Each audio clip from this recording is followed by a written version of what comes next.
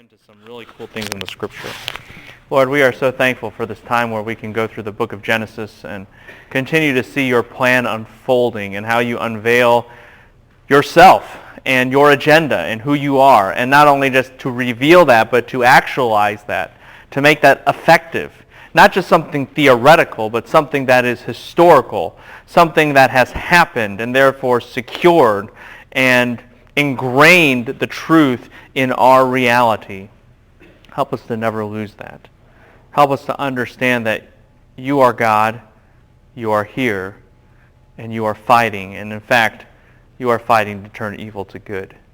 That is how you do what you do for your glory. And so may we understand the details of Scripture, go through the academic rigor of that, put it all together, see the breadth of Scripture, go through the academic rigor of all that, so that in the end we would honor you and we would behold the majesty of your works and understand and echo with the psalmist that they are indeed unsearchable. They cannot be fathomed. It just goes in depth and in breadth far beyond what our minds can grasp or handle. And so may all glory be to you. Cultivate in us deeper worship by helping us understand your full worthiness today. In your name we pray. Amen. So we've been talking about Genesis and how that establishes the thesis that God is God. He is the Creator. He is worthy of all glory. That is what this is all about. And the how God will affirm that and explain that and demonstrate that is through his plan of redemption, his plan for his glory, explained in Genesis 3, that he will preserve a line, the seed, and one of that line of the seed, known as the seed, will crush the serpent's head. And we have seen that fleshed out as God has preserved that seed and advanced his plan in the flood, advanced it through the Tower of Babel with the nations, and now is beginning to raise up one nation that makes an international impact. You guys remember this. And along that line, we have seen the development of that nation, because it needs to be a specific kind of nation to do that. That the foundation of this is the Abrahamic covenant, which has three components. What are they? Land, seed, blessing. And we've talked about the nature of the land promise, and we've talked about seed and how this seed ultimately will have to be both king and what? Priest, based on what guy? Starts with an M? Melchizedek, very good. And we've seen how blessing is supposed to bless the world. Nations are beginning to come to Abraham, recognizing that he's a great nation. But along with the Abrahamic covenant comes this key idea of faith. Abraham needed to continue to believe God. Because faith isn't just something you do, and there's some truth to that. Faith primarily focuses upon the object of faith. And so for Israel to be a nation of faith, it means that they depend on God and they point to God. That is their fundamental value. That is their fundamental, and specifically, they point to a God, as we've seen in this next generation, who is present and who is fighting for his people, who is present and who is fighting for his people. You need to remember this. This is another key part of Israel's foundation, and that's with the whole story of Isaac and specifically his son Jacob, who's been running around. And if you remember the mantra, Jacob schemes, but God what? Redeems. Very good. That's the key. Jacob schemes, God redeems. And we've seen that. Whether that be with Jacob's own family. He attempts to get the birthright, and he has this great plan, except he speaks. And so Isaac's like, is that Jacob? No. That's Esau. What? Go ahead. Sorry, say it again. Oh, land, seed, and blessing. Land, seed, and blessing. Yep. Jacob schemes, but God redeems in that situation. The only reason Jacob gets the blessing, as God had always intended him to get, because the older shall what? Shall serve the younger, is because God intervened. And we see that again with Laban. Laban designed Jacob's family to implode, but instead it what? Explodes with how many children, by the way? How many children does Jacob have? Say it with confidence. How many children does Jacob have? Wrong. 13, because Jacob has a what? A daughter, you chauvinist. Like, come on. All right, 12 sons, yeah, but daughters are children too. Okay, so come on. Can't believe this. So it's okay. Everyone does this. So that doesn't make it right. But look, he's got more than 12 kids. All right, he's got Dinah. Don't forget her, or Dinah, however you'd like to pronounce her name. But she's important. So we have this whole family is growing instead of imploding, and that's only because God intervened, yes? He not only intervened on a huge level, a macro level, but don't forget this, and this just shows you how much God is God. He did it to love even Leah, yes, who was unloved. So it's not like it's either or. Y'all with me on this? It's what? It's both and. God is multiplying Jacob's family because he's overcoming Laban, showing that God, even though Jacob schemes, God redeems. He's fulfilling the Abrahamic covenant, and he's also loving who at the same time? Leah. It's all the above. It's all happening at once. God is like the ultimate multiplier. Yeah? I mean, he's just doing everything. And that's who he is. It's amazing to see that. By the way, this isn't the only time this happens, and in fact, you should kind of get familiar with this pattern. Do you guys remember in the book of Luke, who was barren? What mom was barren, didn't have a child? Elizabeth. And who's her son? Her son's name is John the Baptist. And on one hand, was John the Baptist really important? Well, yeah, and he advances God's plan and all this kind of stuff, and God begins to talk and act. But Elizabeth, in her own discourse, and so does Zechariah, in his own discourse, talks about how God had compassion on them and gave them joy. See how that works?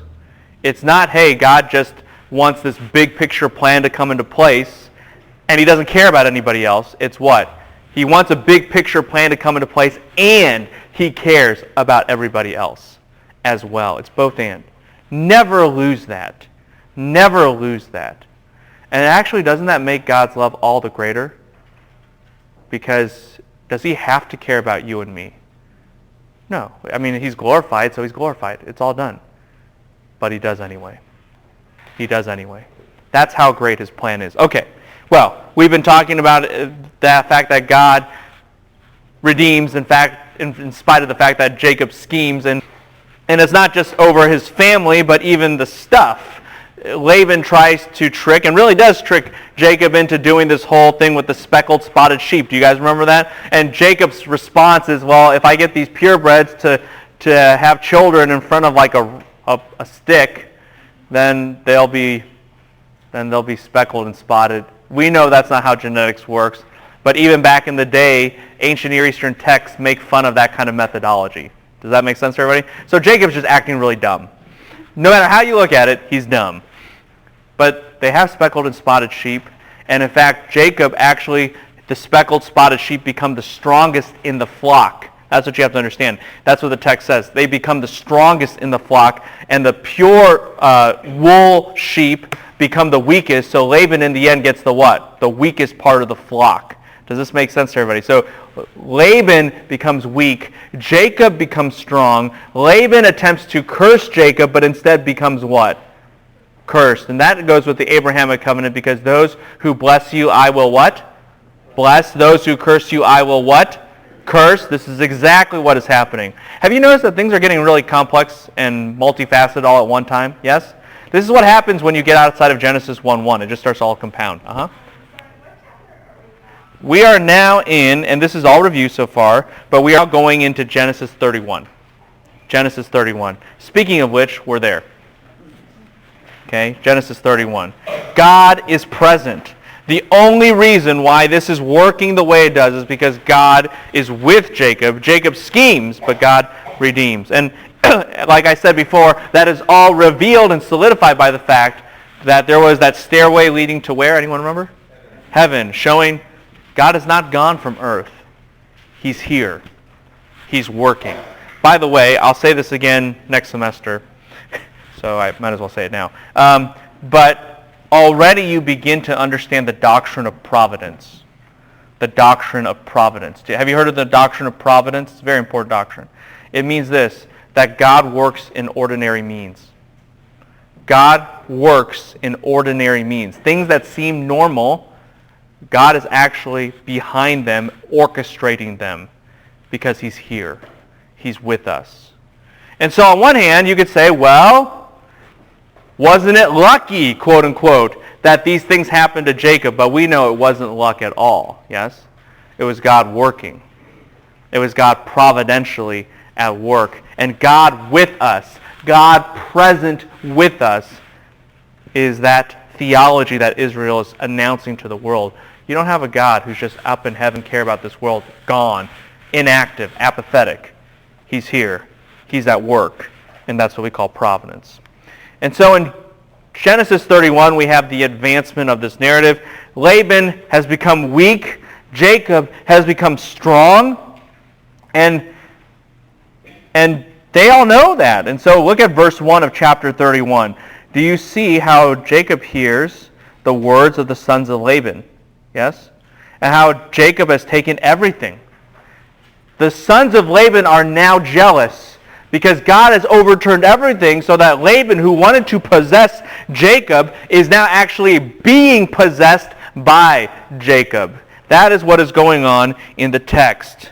And so Jacob knows, hey, my time's up here, and I need to go home. In fact, we should have known that Jacob goes home, because do you remember what Abraham made his servant promise? Two things. Don't let my child marry a Canaanite. You remember that? And what was the second one? Don't let him leave the what? The country. Excellent. And so you know, Jacob, you can't be out of the country for long. You got to get back. And so God is going to push him back. God is going to push him back. It's not just because he has this brilliant idea on his own. God will do that. In fact, that's what we start to see in verses 2 and 3. Yahweh is going to tell Jacob, go back to the land. Go back to the land. Return. But this runs into a complication, because what does Jacob always do? He what? He schemes. He's a tricky guy. All right? So he's going to run away from home. Or he's going to run away to home from his fake home, I guess, from Laban. Now, think about this with me. Think about this with me. When you disappear from your house with other people, what are people going to assume? There's a word for that. Let's say you have children and you just disappear with your children from your house. We have a word for that. What is that? Don't just say disappear. It starts with a K. Kidnapped. So, if Laban goes out one day and says, bye, and everyone's like, bye, not see you later, bye, and then he goes, and then all of a sudden they disappear, Laban's going to assume they've been what? Kidnapped. Now, he's also going to assume who kidnapped them. Who? Jacob. Now, just guess. In ancient Near Eastern law, it doesn't matter if you're looking at Israelite law or even broader laws like Hammurabi and such, guess what the punishment for kidnapping is? Just guess. Death. Yeah, that's pretty much it for everything. So, death. All right? So Jacob, with his brilliant scheme, is actually committing a capital crime. He is kidnapping a man's daughters and not only his daughters, what is this man really? Laban is also a what? A grandpa. You're kidnapping the grandkids. Brilliant. So you got grandpa mad. Yeah, huh? How is he kidnapping them? They're his. But they're technically in whose household? But he worked for him. Yeah, but in the culture of the day, you're still in whose household? Laban's. So you're under his roof. They're all his, in a sense, not in possession, but in a sense of patriarchy, family, and leadership, responsibility. So, you just kidnapped. And here's another kind of thing to understand, which is hilarious in Jacob's plan of running away and not actually doing things properly because maybe he doesn't trust God all the way. Do you think kids and wives and children and with animals and all this kind of stuff go fast or slow? Slow.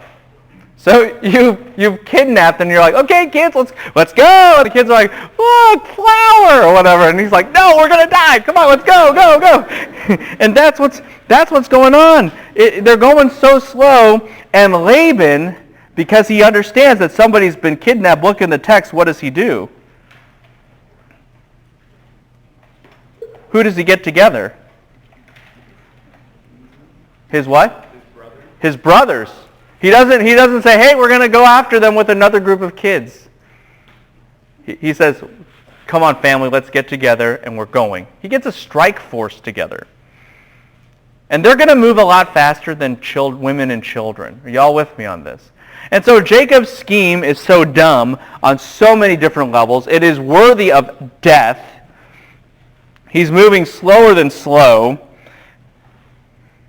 And so you think, man, Laban's just going to kill this guy and get what he wants. But what does Laban say? Look at verse 29. They meet together. What does Laban say? It is in my power to do you harm, but the God of your father spoke to me last night, saying, be careful not to speak either good or bad to Jacob. Everyone hear that? Laban says, I could kill you. And is that true? Absolutely. And if he did, would anyone criticize him? No. You kidnap my kids. You kidnap my family. I'll kill you. But what happened? But God. And that's what made the whole difference. Because God is with Jacob. God is with Jacob. Jacob has a really dumb scheme, but God redeems. But God redeems. And so as they're talking about this and Jacob is rehearsing his past and how Laban has wronged him, Jacob starts to realize this truth. And as he realizes it, it brings out this theme further. Someone read verse 42, please.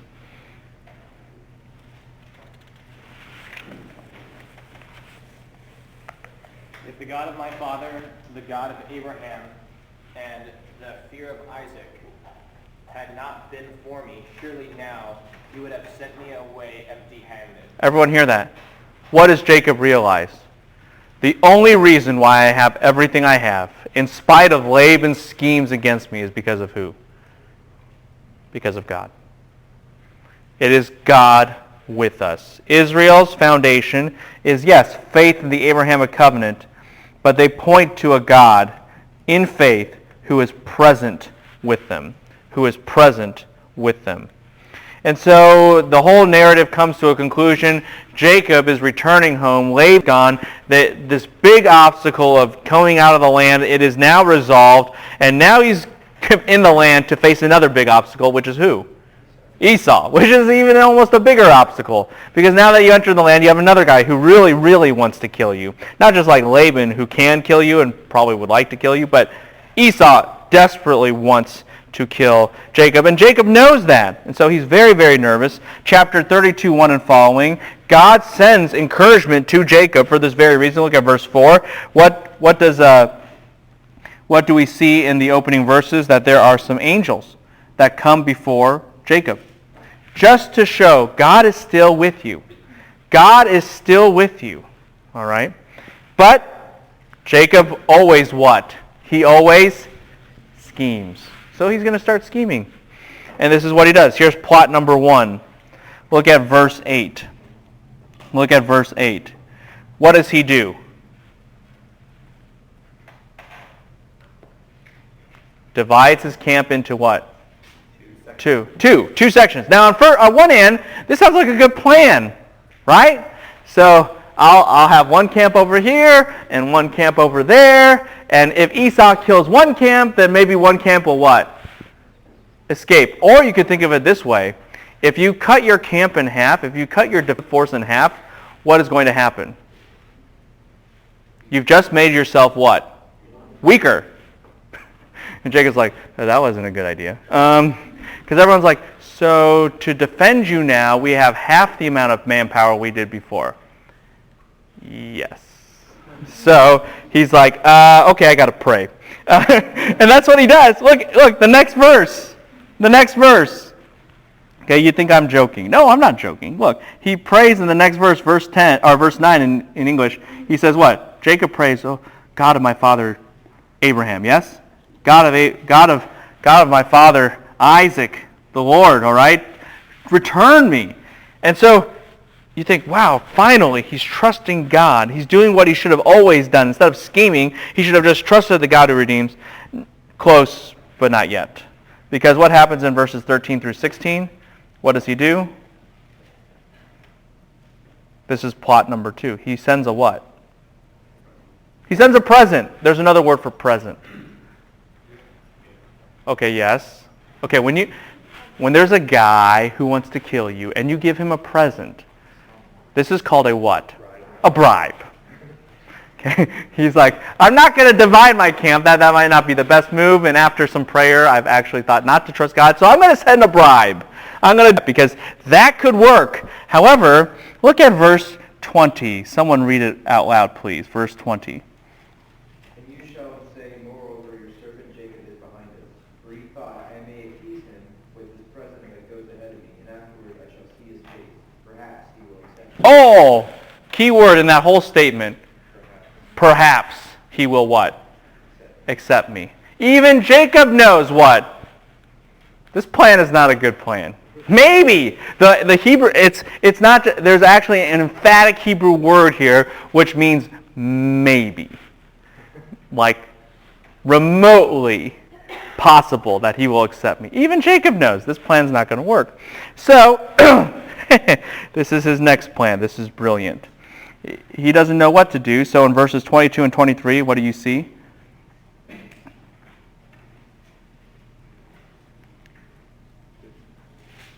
What does it say? Oh, wait. In verse 22 and 23? Yeah, chapter 32, 22 and 23. He gets up.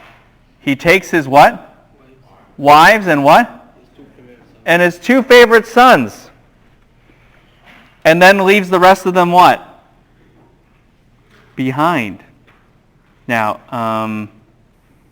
okay, there's a lot going on here if you actually stop and think about it. Read that again out loud, somebody. Just funny. I mean, it's terrible, but it's funny. Read verse 22 again. The same night he arose and took his 2 wives, his 2 female servants, and his 11 children, and crossed the ford of the Jabbok River. So what has he done now? He's basically, his third plan is, I think we're all going to die. So what are we going to do? I'm going to take my immediate family and what? Run. Now, that sounds great. Except what? If that whole big military force that he has is killed, then they're what? They're all sitting ducks. Does this make sense to everybody? This is not a good plan at all. And you think, hey, at least the river will protect us. The river you just crossed, which means everyone can what? Cross it. Brilliant. So he's running for his life, and he's making every move wrong. And at this moment, next page. That's when he starts to wrestle with God. Y'all with me on this? Now, let me read you the word for wrestle. Okay? Do you guys see it in your text? I think verse 25 perhaps.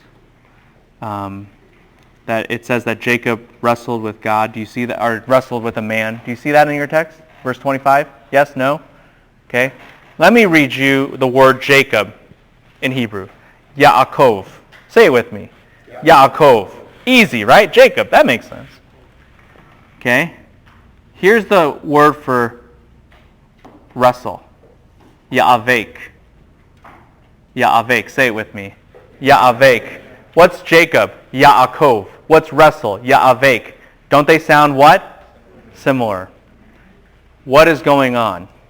Why does God want to wrestle a little bit with Jacob? It's simple. He's revealing who Jacob what? Is. He's saying, Jacob, this is you. You've always been a wrestler. And in wrestling, it is a very kind of scheming, tactful, strategic kind of act, yes? From the womb, what was Jacob grabbing? His brother's what? Heel. Do you remember that? And then throughout his whole life, he tries to plan this and wrestle with this and manipulate that. He's always been what? Wrestling. And so the reason God is wrestling and struggling with Jacob is they are reenacting Jacob's whole what? Life. Does this make sense to everybody? And to Jacob, and to us maybe, does Jacob seem at one point like he's kind of winning? I mean, you're like, well, that's blasphemous. He's not. Yes, we know, but does it seem like it? Because they struggle till when? Daybreak. But then what happens? God what? Touches his hip socket and boom, it's over. Y'all with me on this? What does this show you? To Jacob, in his mind, it seems like he always what? Wins. But is that really the truth? Who is the one totally in control? God. This wrestling match is actually helping us to interpret all that has been going on so far. Jacob what? Schemes, but God redeems. Jacob, God is saying, you thought this whole time you could fight. You just fight and fight and fight and fight and fight. But you're not really fighting. God is fighting for you. And at this moment, what does God ask Jacob? What is what? Anyone know? Read the text carefully. What does God ask Jacob? What is your name? Remember, name is not just your physical title, the sound of the words of your title, but it is also actually your essence. And what does Jacob realize? I am what? My name's not just Jacob. I am a Jacob. All I do is try to trick. All I do is try to scheme. And he finally realizes who he is. And then God gives him a what? A new name. What's his new name? Israel. And now you understand the significance of Israel. Because isn't that the whole nation's new name? Isn't that the nation's name? Y'all with me on this? Here's what Israel means. And now it starts to make sense. God fights for you. That's what it means. God fights for you. Jacob, you think, and who you are in and of yourself, you're just a schemer. You're just a supplanter. You're just one who tries to wrestle your way through life on your own. Let me tell you who you really are. You are the one that God fights for you. Does this make sense to everybody? And that becomes the nature and value and mentality for Israel. Israel means God struggles for you. And that's what you need to understand in relative to God's big picture plan. God isn't just present in this world that he's here, but he's doing nothing. He's present and what? Fighting. He is fighting to make a change. He is fighting for redemption, specifically Genesis 3:15, to take place. Does this make sense to everybody? That's what Israel is supposed to be pointing to. They point to their name. Does this make sense to everybody? All right. Do you have a question? Just kind of like, I mean, I don't know, maybe this is like right or wrong, but like a lot of people be like, you know, you wrestle like in prayer, like Jacob did with God. Is like, what he's doing here the right thing, or? No, that's why he has the name change, right? Yeah. Yeah. It's like, this is who you were, and you were delusional. And now, you need to be the right guy. Wrestling with God in prayer, does that really come from this passage? Yeah. Oh boy. So, I'm glad I don't pay attention to all that kind of stuff. So yeah, this is not a good text. I mean, if you mean wrestling with God in prayer as in you want to have intercessant prayer, or if you want to have enduring prayer, like persevering prayer, that's okay. I mean, Praying through the promises of God. yeah, or like pray without ceasing kind of idea. You know, you just keep praying. That's okay. But if you're meaning what Jacob does, well, Jacob doesn't do the right thing. That's why he's taken out. And that's why he gets a name change. So when he says, you know, I will not let you go till you bless me, the idea is like he shouldn't be saying that? Well, no. Why not? Well, because you don't demand that of God. Again, this is Jacob scheming all over again. And God could be like, no, boop, done. You know, but of course the plan would be over at that moment, so that wouldn't work. But the whole point is, no. Jacob, you're still scheming. You still don't understand. But God blesses him in spite of himself, not because of him. Does this make sense? Go ahead. Do you think that Jacob knew who he was wrestling with? Not at first, but then he starts to reveal, God reveals himself to him. And what does he say? Hey, you changed my name, so what is, anyone look at the text? What does Jacob say? What? What's your name? And what does this individual respond with? Why is it that you ask my name? Because it is what?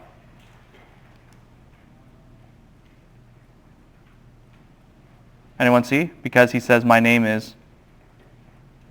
Anyone see it? Because it is wonderful. Do you see that in the text? What verse? I think we're like in verse probably 29 in English. 29:30. Then Jacob asked him and said, please tell me your name. But he said, why is it that you asked my name? And he blessed him there. So Jacob named the place Peniel. Yes. Why? Keep going. He said, I have seen God face to face, yet my life has been preserved. Everyone hear that? Now he understands. At this moment, now he understands who he was what? Wrestling with. When God says, why do you want to hear my name? Well, what business do you have hearing my name? And he now asserts that the greater shall bless the less great, the lesser. Then Jacob understands who he's wrestling with. Go ahead. Does this verse mean that God appeared to him in physical form? In some way, God appeared in physical form. Some would argue that this might have even been a pre-incarnate Christ. That's a little harder to prove in this specific text, but it's still possible. Still possible. But it's definitely God appearing in some physical form, yes. Because it'd be very hard to wrestle an invisible person. But yeah, there must have been some physical form there. Yeah. So why wouldn't it be pre-incarnate Christ? It could be. Could very well be. Father? Yeah, it could be the Father. There are sometimes clear instances, I would argue, of Christophany in a text where you have a tension of, say, God sending somebody out, and then so he's not Yahweh the Father, but he's Yahweh somebody else. And there's those kind of tensions that exist. This has some of that, but it's not as clear. But so the safe zone is to say it's a theophany, but it could actually be the pre-incarnate Christ, or a manifestation of the second person of the Trinity. I don't think that's unreasonable. Yeah, huh? Who initiated the wrestling match? Well, let's read the text. What does it say? Then Jacob was left alone, and a man wrestled with him until the breaking of day. Right. So who initiated it? God. Right? If it wasn't like Jacob saw the text doesn't say, and Jacob saw the man, hunted him down, and started wrestling. Like, I've got nothing else to do. Boo! No. God starts the whole thing. Which is important because in Jacob's brain, he might think, what? I'm taking control of all this. And God's like, no. Yeah. It basically just says, and they just started. It basically just says they just started wrestling. Like, it doesn't seem like you get context. Like, what was Jacob thinking? Like, was he like, okay, like some guy wants to wrestle me, so I'm going to defend myself, or? Yeah, we don't know all that. It was like me. Only when God starts asking him questions does he really start to understand the significance of it.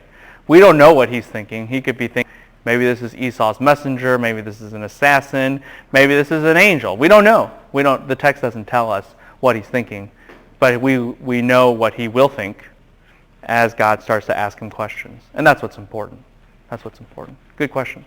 So Go ahead, John. that's the end of, like when I read this verse, at the end of it all, there's a sense I get that after saying that he saw God face to face, and yet my life has been delivered. It's like giving a sense of like you can't see God and you remain alive, like Yes. I just get No, that's right. The question is, if you saw God face to face, would you die? Yes. Which is kind of the joke that Dr. MacArthur tells, Did you ever hear this? Like somebody said, "Oh, one time I was shaving and God appeared before me." And then MacArthur says, "You know the story's false because he continued shaving." So what are you? That's crazy. You don't. If God really appeared before you, you'd be dead. So here, Jacob realizes, I should be dead, but I encountered God face to face, and yet I lived. That's not because of me. That's because of who? God's kindness to me. That he somehow shielded me or protected me. And that's why he calls this place, you guys see it, Penuel? Do you see that? That's a very important, that means face of God.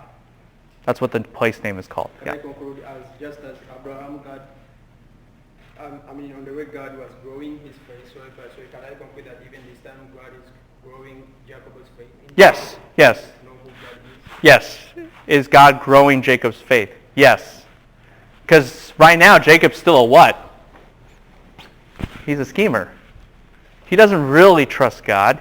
He doesn't really believe in God. He prays and then he gives a bribe and he does all these things on his own. He's not really faithful and have faith in God.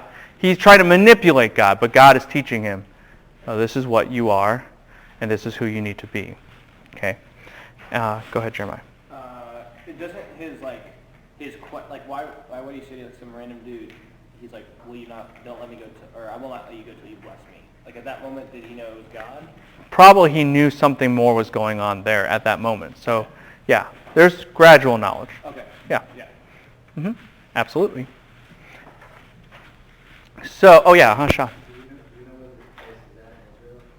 Yeah, we have the marker because we know relatively, because of the Jabbok River and where there was traveling and such, we have some geographical markers of where Penuel would have relatively been.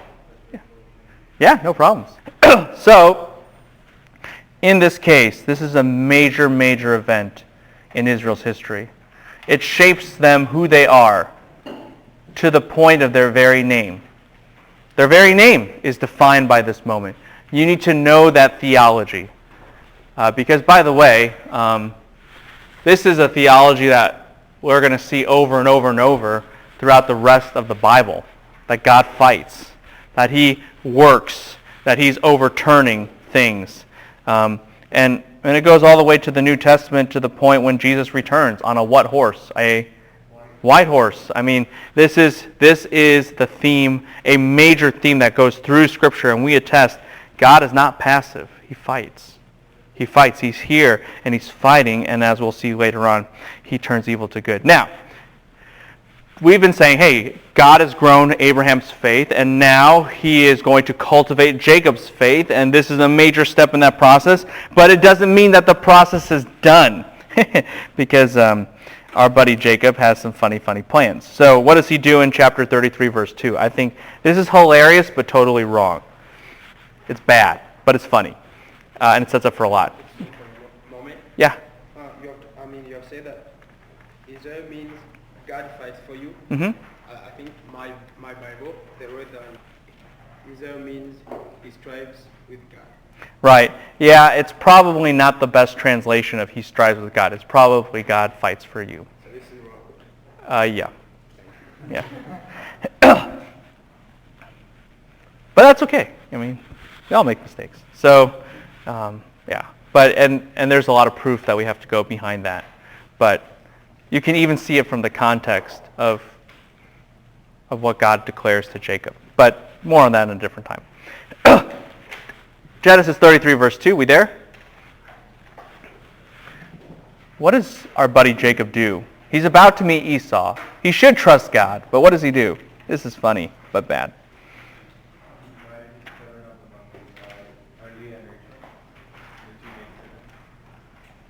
Okay, read the verse loud and clear so we all can hear this. Now Jacob lifted his eyes and looked, and there Esau was coming, and with him were 400 men. So he divided his children among Leah, Rachel, and the two maidservants. Keep going. And he put the maidservants and their children in front. Okay. Esau's coming. He's going to attack us. So what do? Okay, you two, kids of the maidservants. I don't like you that much. You go in front. Keep going. Leah and her children behind, and Rachel and Joseph last. Okay, why does he do it in this order? Who does he love the most? Rachel. And by extension, what son does he love the most? Joseph. So he puts them what? Last. So as to have the most what? Protection? And then he sends the maidservants out first because they're the least important in his eyes with their kids. So if you're family, now you know how Jacob loves you. Okay? It's like, remember that one time, Dad, where someone's going to kill us and you just put us in front? You know, forget about defending us or saying, run, run. Like, hey, you guys go first. You're kind of like our buffer. And then I'll put Joseph last because I don't want him to die. Do you understand? This is called dysfunctional. So, this, and some people will argue, oh, because he wanted to show who was most valued from lesser to greater or something like that. Sure. So, and then Jacob, because if that's really the case, what does Jacob eventually do? Verse 4, he what? Or Jacob goes what? Verse 3, he passes what? Before them. Do you see that in the text? And Jacob goes in front. So if it's really from lesser to greater or whatever, then why is Jacob running first? It makes no sense whatsoever. Rather, Jacob is just bad. And that's what you need to understand. Jacob divides up his kids in order of whom I love the least to whom I love the most, and I hope the least ones get killed first. And this is not faith. This is not good. But God turns it around, doesn't he? And Esau meets Jacob. They have an amicable dialogue, and they're going to depart separate ways, even though Jacob should have died. And even though he's been scheming this whole time, and even though he should know better, because just like the night before, he knew God redeems. It was so clearly presented right in front of him in a physical, tangible way. But he doesn't do it. And in spite of all that, God still redeems him. Go ahead. I think we're still on that same page. I think it's missing. Yeah, sounds good to me. So just be on page 55-ish and just write this on the bottom of the page. You know, just like most of your notes, just put them wherever. So, next page. Next page. And you think, okay, after all of this, I would hope that Jacob would learn that he's Israel, that God fights for him, that he should stop trying to strive with God, trying to stop manipulating God, and trying to do all these things, and instead align with God's purposes for him to be that one which points to God. Doesn't happen. Chapter 34, we there? And this is where you need to remember, Jacob does not just have 12 sons. He has a what? He has a daughter, and she's important. She gets raped. This is terrible. This is a terrible, terrible crime. And here's what's weird, bizarre. If you were a parent and your child had such a sin committed against them, what would you do? Would you not take action? And in the ancient Near East, you certainly would take action. Such a crime is worthy of capital punishment. It's clear. So read verse 5 of chapter 34 and talk to me. Now Jacob heard that he had defiled Dinah, his daughter, but his sons were with his livestock in the field. So Jacob kept silent until they came in. Okay, what's the problem? If you're a father and you hear this, would you just do nothing? No. And the text makes this clear to tell you, what is Jacob doing? Again, yet again, he's what? Scheming like he always does. He's going to use this for his advantage. You're like, that's terrible. Of course it's terrible. That's the point. And so they don't care about Dinah or Dinah, or however you would like to say her name, in this text. They don't care about her. they try to work out this financial situation, a financial transaction. That's actually what Jacob is after. He wants a financial transaction whereby he can leverage and get more money through this by trading with the city of Shechem. In fact, it's not just a financial transaction, but what does Hamor propose? We can even intermarry, yes? And what is at risk now? Think big picture. The line, you got it. The line, yes? The line of the seed. You're at risk of contaminating and dissolving that line. Does this make sense, everybody? This, again, is a threat. And so, this is a problem. And what you're going to start to remember is also, go back in the background, what does Abraham warn against? Don't marry a what? Canaanite. That's exactly what's going on here. There are so many problems that are arising. And here's what you need to know. Two things. One is this. This solution is very dangerous, yes? And two, this solution shows you why Israel needs to be protected from the Canaanites. They eventually, where they go. Where do they go? They go down to what country? So that they can have the Exodus and all that kind of jazz. Egypt. Why does God send them there? Because if they continue to stay with the Canaanites, they will actually become what? Like the Canaanites. It's inevitable. And so chapter 34 is a warning.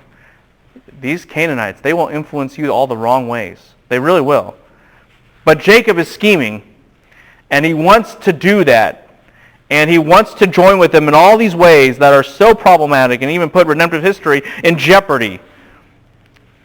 And so Jacob's sons have a plan, yes? And what's their plan? Oh, let's do it. Let's do it. But if we do it, you guys got to get what? Circumcised. Yeah? And it says, on the third day, when the pain presumably was the greatest, the two brothers go into the city when everyone's incapacitated and what? Kill everybody and take Dinah back home. Okay? Now, if you stop and think about it, who acted relatively rightly? Simeon and Levi. And you need to know, these two guys, Simeon and Levi. You say, why? Because it's going to be important. This is actually going to set their destiny. On one hand, they did better than their dad, but on the other hand, did they really do the right thing? Do you really kill a whole city? No, you just would deal with the people actually involved in the crime. Yes? And so on one hand, they did better than their dad. On the other hand, everyone's bad. Okay? You're just looking at who's better at being bad. Whatever. So, this crime, within a crime, is going to mark Simeon and Levi's destiny as even a tribe, as a family. And here's what's crazy. Look at verse 30. Look at verse 30. Someone read verse 30 and 31. Then Jacob said to Simeon and Levi, "You have brought trouble on me by making me speak to the inhabitants of the land, the Canaanites and the Perizzites. My numbers are few, and if they gather themselves against me and attack me, I shall be destroyed, both I and my household." Okay, listen to does Jacob even care about his daughter? No. Does he even say, well, sons, I understand what you did because, yeah, they treated your sister terribly? Does he even go anything near that? No. What's his concern? It's myself. In fact, it's not even, notice, it's not that he will destroy our house. He will destroy what? My house, my stuff, my everything.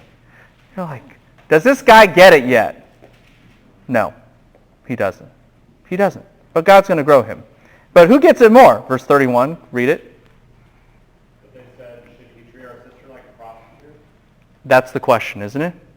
That's the question. Who actually understood? Even if they acted wrongly, who actually understood? The sons. And the fact that Jacob has no response shows what? He is guilty. He knows he's guilty. He can't argue back against his sons. And so Jacob doesn't get it yet. But that's where chapter 35 comes in.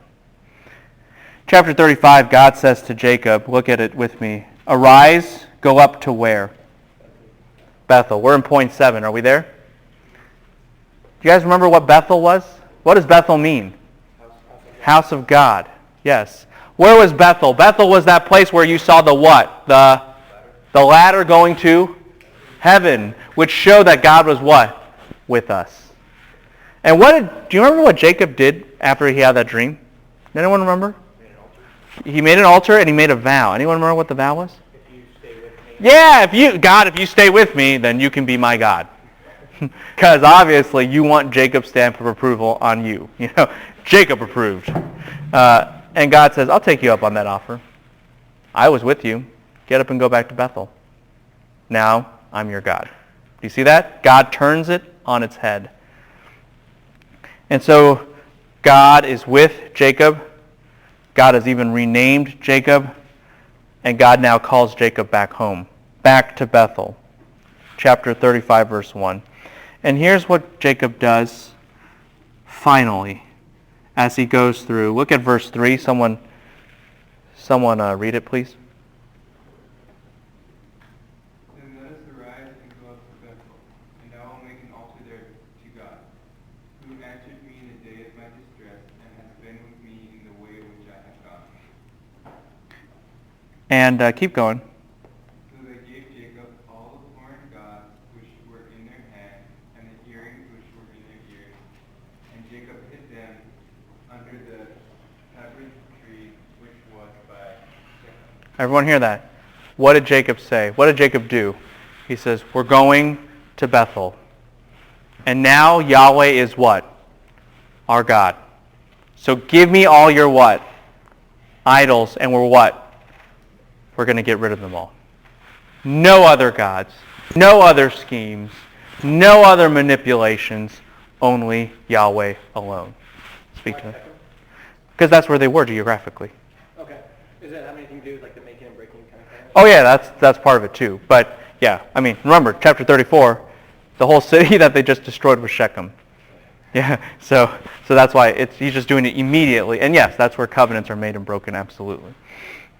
And so that's exactly what they did. If Jacob is renamed, is he like renamed in God's eyes, or just because like he's still using as Jacob? That's right. And the answer is yes, he's renamed in God's eyes. And yes, he will actually be renamed officially. He'll have Jacob. People will still know him as that. I mean, we even call him that. But he's also named from this point forward as Israel. He's named this point forward as Israel. And it is for that very reason. Well, if you keep scanning through the text, do you notice that God appears to Jacob again? In verse 9, do you see that? Oh, by the way, before we get to this point, and I know I'm jumping, I want to answer the question fully, but do you notice in verse 5 through 7 that God protects them from all the bad guys? Do you see that? Read it through the text. Do you see that? Yes? That's important. Why? Because Jacob was afraid, what? If I do what's right, all the nations will gang up on me and kill me. Remember that? Does that happen? No, because God is what? God is what? Okay, keep going. Next page. So, what does God do? Look at chapter 35, verse 9 very quickly. I'll get back to Deborah and letter A in a second. But what does God do? He appears to Jacob, and what does he do? At Padam-aram, blesses him, says to him, your name now is what? He called his name what? Jacob, but now it will be what? Israel. This is the official renaming. Does that make sense? Before, the reason he had mixed up name is because he's still what? He's still mixed up. He's still scheming. But God says, now you make a clean break of that. No more schemes. No more manipulations. You are Israel. Where is Bethel in Israel? Bethel in Israel is north of Jerusalem. You just keep going up Highway 1. Is it Highway 1 or Highway? Yeah, you just keep going north. And you have to curve around a little bit. But yeah, you actually would pass it. The same name as Bethel? No, because it would be, that one would be south.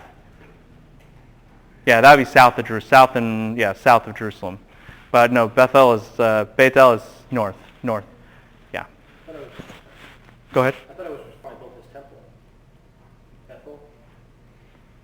Bethel? Where Solomon built his temple? Yeah, is that right? Or no? No, if it's a temple I'm thinking of, you're thinking in Jerusalem? Yeah. No. Yeah, no, not that, yeah.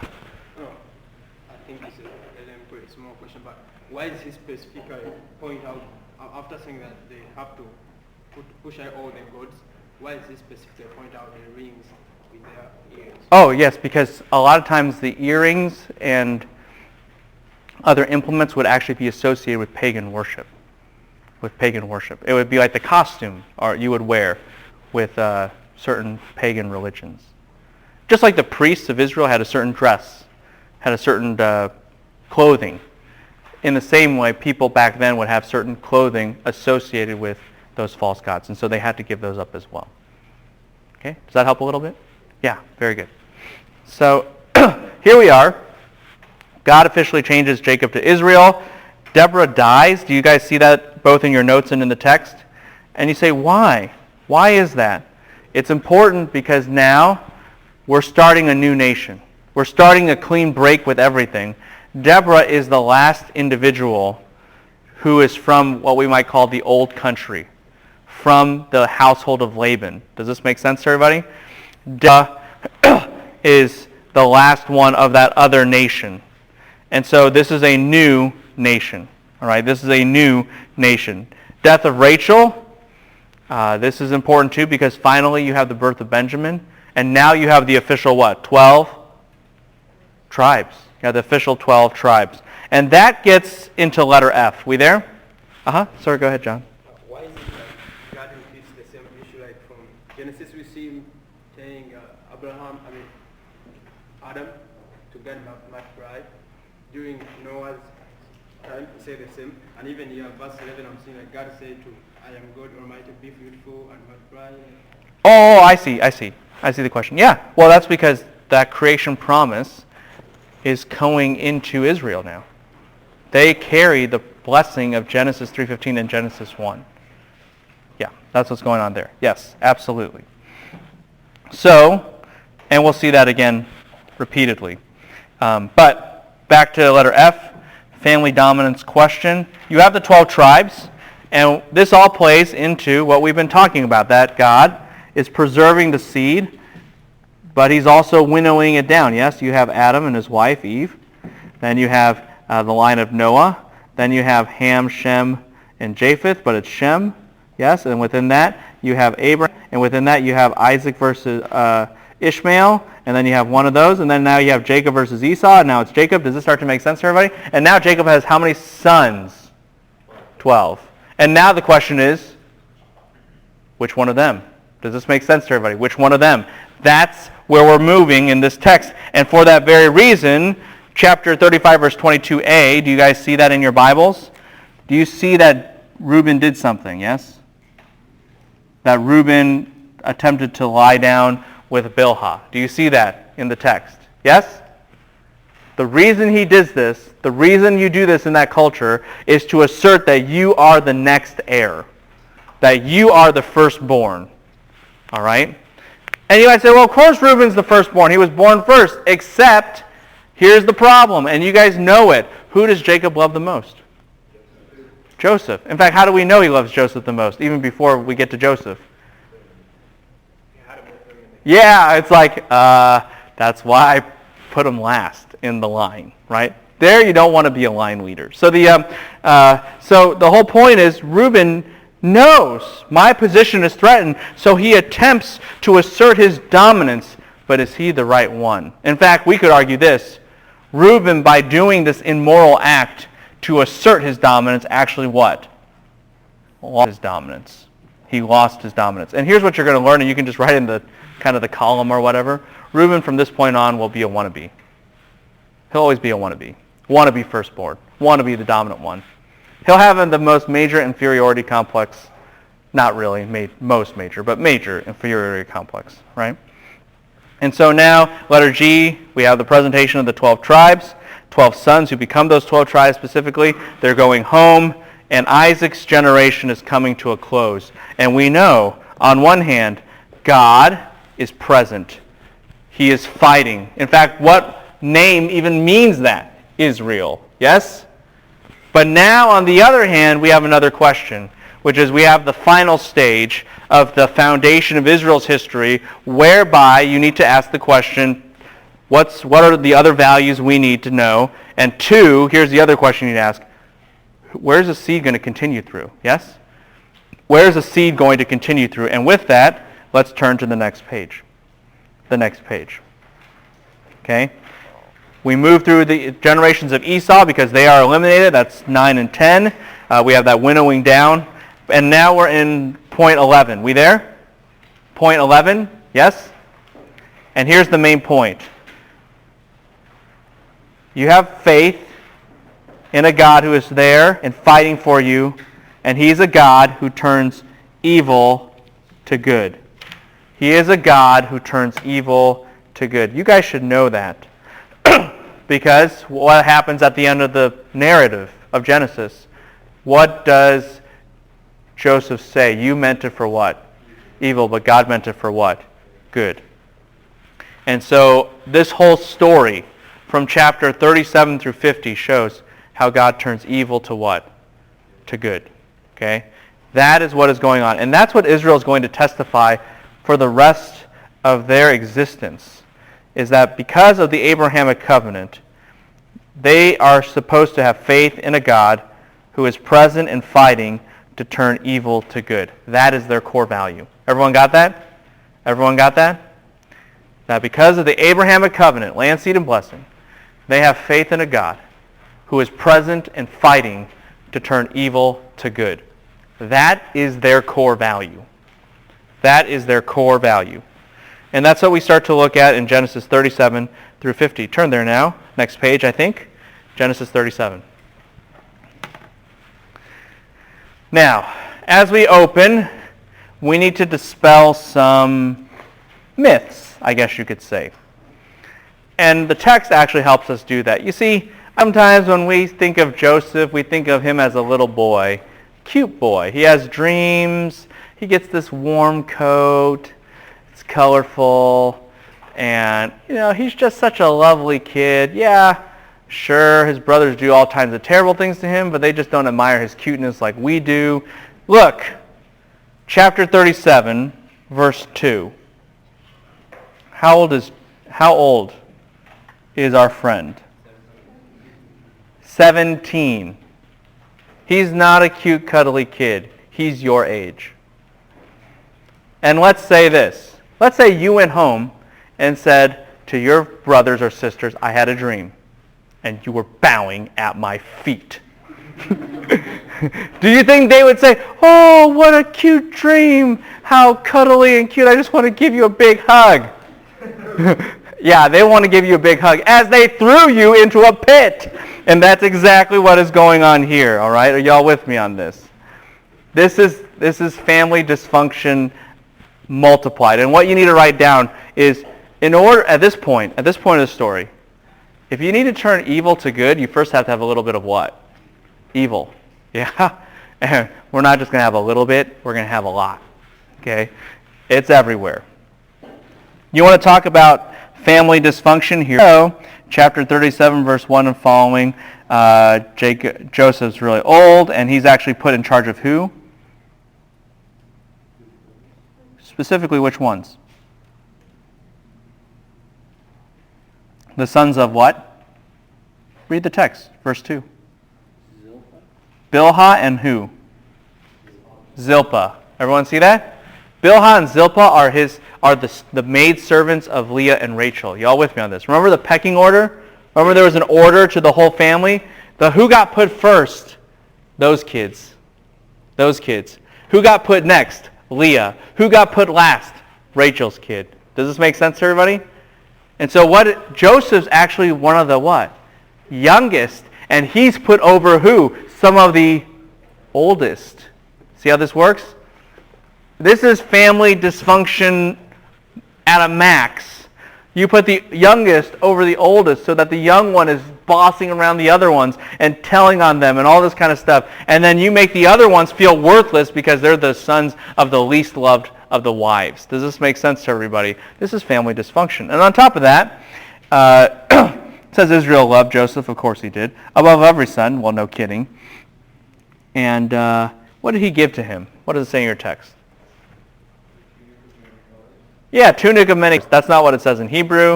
It actually says long sleeve garment. Could it have been many colors? Maybe. But fundamentally, it is a long-sleeved garment. You say, why? Because back in those days, they did actually things that made sense. Like, nowadays, you pay more, evidently, for less clothing. But now, back in those days, if it used more material, it was more expensive because it used more material. So the idea is when you give somebody a long-sleeve garment, that is the garment of royalty. That is the garment of royalty. So, back to this whole question of seed. Who tried to become number one but was disqualified? Guy named Reuben. Who does Jacob root for? Joseph, you got it. Now, all these are not going to come out very well, and this dysfunction is only getting worse, and Joseph has these dreams, which only make his brothers angrier, and you guys know the nature of those dreams. That he reigns over his brothers, he reigns over his whole family. This is the epitome of arrogance. So letter C, it only just gets worse. You have dysfunction upon dysfunction. You have partiality upon partiality. So the brothers actually just run away. They just want to get away from Joseph, but the father sends Joseph after them, and there's this guy who actually pushes Joseph toward direction more. We can't go over that at all, but here's what gets crazy. All right, here's what gets crazy. So they look, and this is great. I don't know what it says in your text, but this is what it says in Hebrew. When the brothers see Joseph, they say, "Here is Dream Master." That's what it says, verse 19, I think. Do you see it?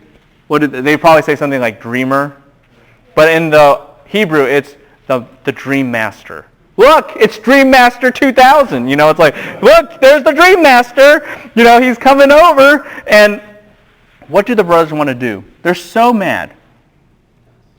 What do they want to do? Kill him. That's important. They don't just want to throw him in a pit. That comes later. They want to kill him. And they're going to, except who steps in? Read the text carefully. Who steps in? Who? Say it loud. Be confident. You have the right answer. Who steps in? Reuben. Why? He's the wannabe. Right?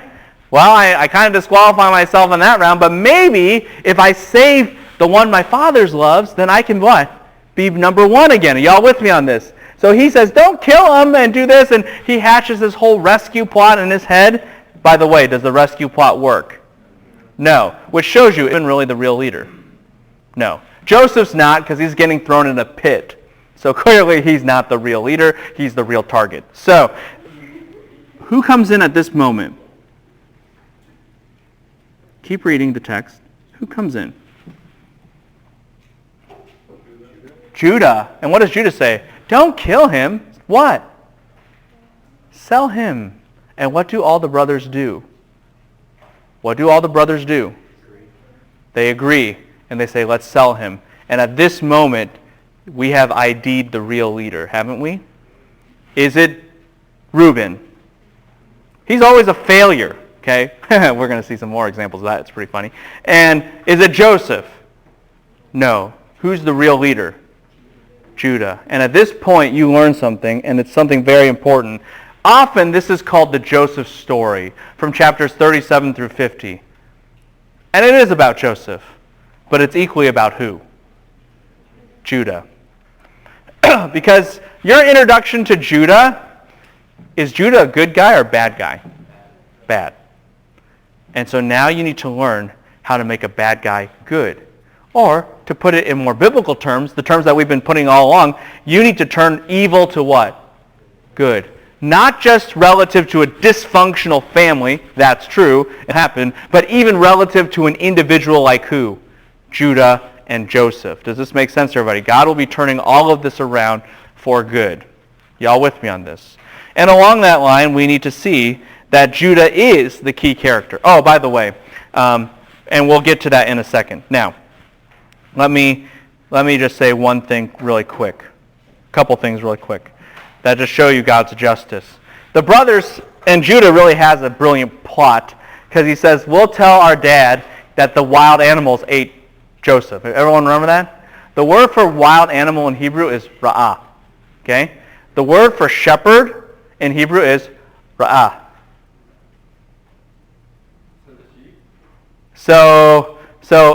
The shepherd. The shepherd is a ro'eh and a ra'ah. So dad says, who killed Joseph? And they'll be like, Ra'ah. And they're like, did you mean shepherd or did you mean wild animal? Yeah. And Judah's point is what? We didn't even tell we didn't even lie. Right? This is foolproof. Dad can't get mad at us. We told the truth the whole time. Just kind of, tricky. And here's the ultimate irony, and this is God's judgment for sure. What is Jacob deceived by? What did they hold out to him? Hey, what? Yeah, that long sleeve garment. Yes, we found this. Tell me, why is that justice served? Think. Speak to me. Yes. That's right.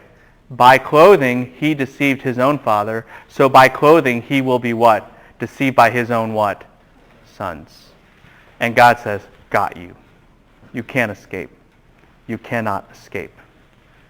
Blessings and curses work within the whole family too, don't they? You curse your own family, God will what? Curse you. That's the way the Abrahamic covenant works. This is the ultimate what goes around comes around kind of situation enforced by the Abrahamic covenant. Y'all with me on this? This is the brilliance of God throughout the entire narrative. Well, we've seen God gets justice. God has a plan. He's winnowing down the line. It ain't Joseph. It ain't Reuben. It is Judah. And for that very reason, point 2, Judah is bad. And you are introduced to him more in chapter 38. We don't have time to go through this in depth, but let it be said, if you actually remember this whole story, Judah and Tamar, that Judah acts wickedly. He has a corrupt family. By the way, what do we start to see? The Canaanites, instead of them being a positive influence on the Canaanites are what? Corrupting Israel. Does this make sense to everybody? So they got to get out. This is going to be a very big theme. We already saw it in chapter 34. We see it again here in chapter 38. The Canaanites are corrupting Israel. They've got to get out. Judah has a bad marriage. Judah is a bad parent. His sons act very wickedly. And even Judah, after his wife dies, he just has terrible morality. He sleeps with who? Anyone remember? His brother, Tamar. And so all of this is just going wrong. Trying to preserve, and he's caught. All right? He's caught. And you can see that in the next page. Okay? Letter D. He's caught. Although Tamar is pregnant, and she's pregnant with whose son? His. He's like, she should die because she sinned. And Tamar's like, the father is the person who owns this stuff. And he's like, oh, mine. You're okay. So, and you just think, wow, this guy's terrible. And the answer is what? He is terrible. But that's all part of God's process of turning what? Evil to good. Let's put it this way, and you need to remember this. And this is the line you have to remember in this situation. Judah never accepts responsibility. That's chapter 38. Judah never receives and accepts responsibility. He will never allow himself to be injured. He will never allow himself to be harmed or put at a disadvantage. You have to know that. Because that's the point of transformation. Every time when an inopportune moment comes, he tries to avoid it. He tries to duck his responsibility. That's why he doesn't do things with his sons or try to rear them up the right way. That's why he does what he does with Tamar. He never accepts responsibility. But that's the very point that God is going to transform him on and make him a leader. Does this make sense to everybody? Have a good day.